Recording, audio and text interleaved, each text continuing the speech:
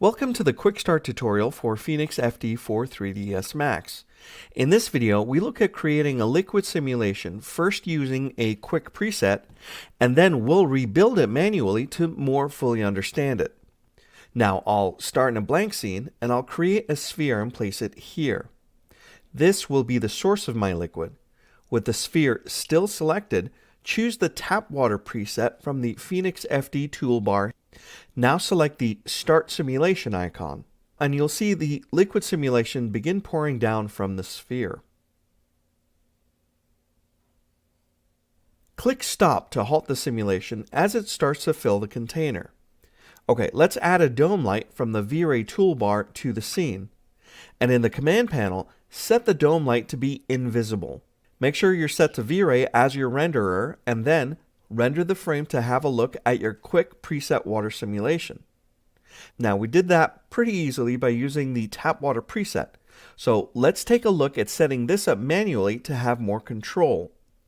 Select the liquid simulator and delete it, and then select the source and delete that as well to start fresh. Click on the Create a Liquid Simulator icon in the Phoenix FD toolbar, and click and drag to create a volume like so.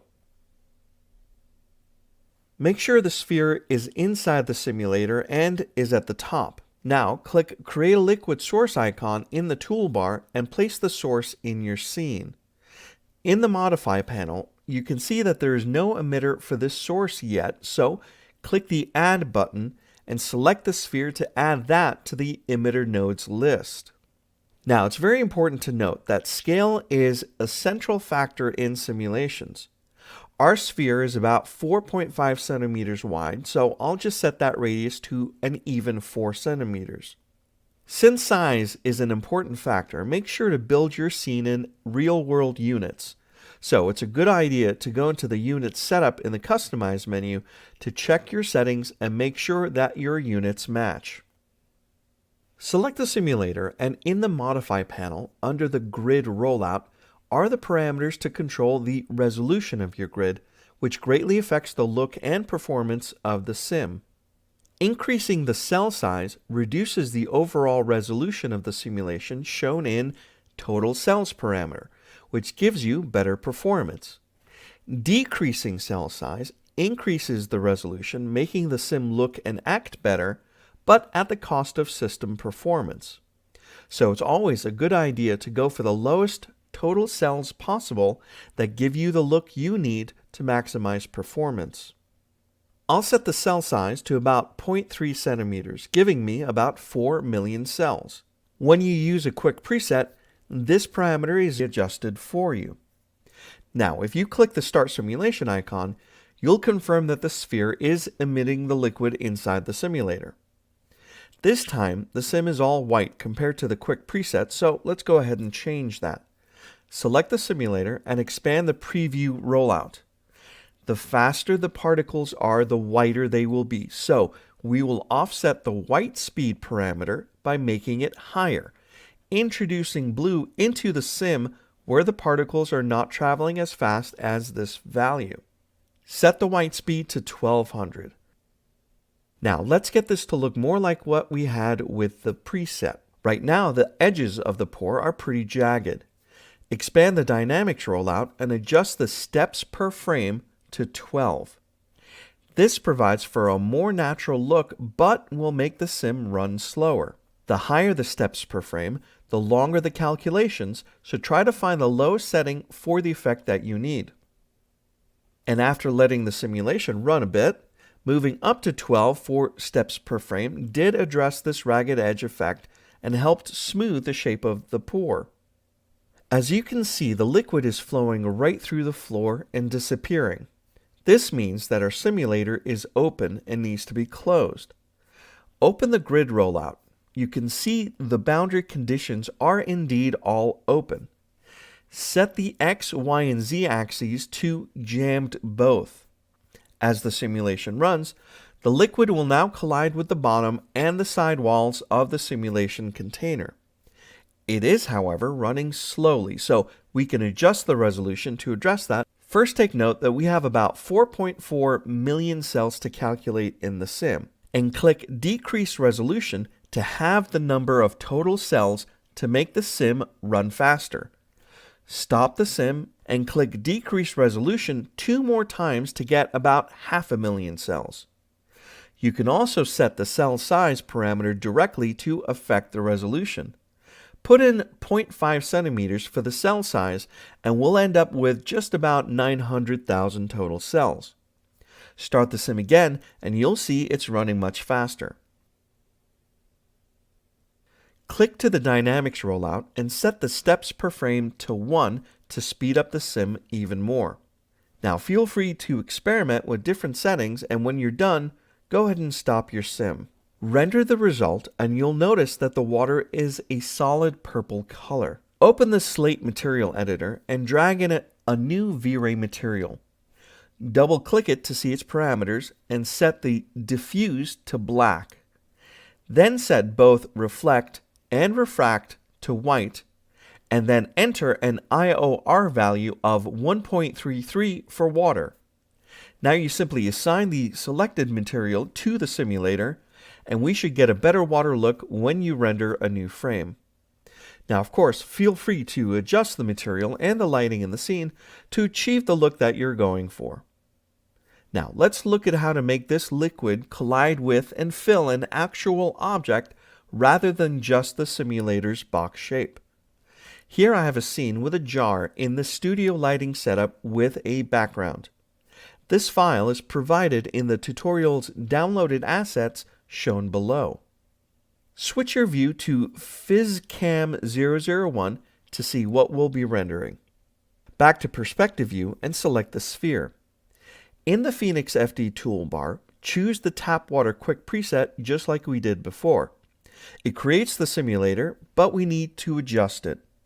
Use the X, Y, and Z size parameters to size the simulator shape to have a little space between it and the jar, and then move the container down around the jar like so. Using these parameters to size the container as opposed to simply scaling the simulator also changes the simulator's resolution to give it more detail as needed in larger containers, and this is the best way to size one of these containers. Start the simulation. I'll elapse some time here to show you how the sim resolves over the course of several minutes. Go back to your camera view. Open the slate to create a material for the water. Create a V-Ray material just like we did in the last part of the tutorial. Make sure the diffuse is black, that reflection and refraction are both white, and that you set the IOR to 1.33. Create another V-Ray material for the glass jar. Make sure you set the diffuse to black and reflection and refraction are both white, but this time leave the IOR to 1.6. Select the glass part of the jar and assign this material. Render a frame to see how the fluid is interacting with the jar. Any geometry inside a simulation container will automatically interact with the emitting fluid. You can, of course, exclude geometry from interacting, and you can even create non-solid geometries, which are geometries that a simulation can flow through, but still be used as a source or a force acting on that simulation. These we will discuss in upcoming videos. Now the sim will eventually overflow the jar. So select the liquid source object and look at the outgoing velocity parameter. This sets how much fluid is being discharged by the emitter, and so animating this value will control how much liquid is being created, like when you need to start and stop the pour. Select the simulator and click the Decrease Resolution button 3 times to have a resolution of about 1.6 million cells. Scrub your timeline back to the start. Now we're going to be animating the pour to look like this rendered result. So at the beginning of the scene, select the source and set the outgoing velocity to 0, meaning nothing will be emitted even if you start the simulation. Now set the outgoing velocity to 16 and then scrub ahead to frame 23 and then click the Auto Key button to turn it on. Enter 0 for outgoing velocity at frame 23.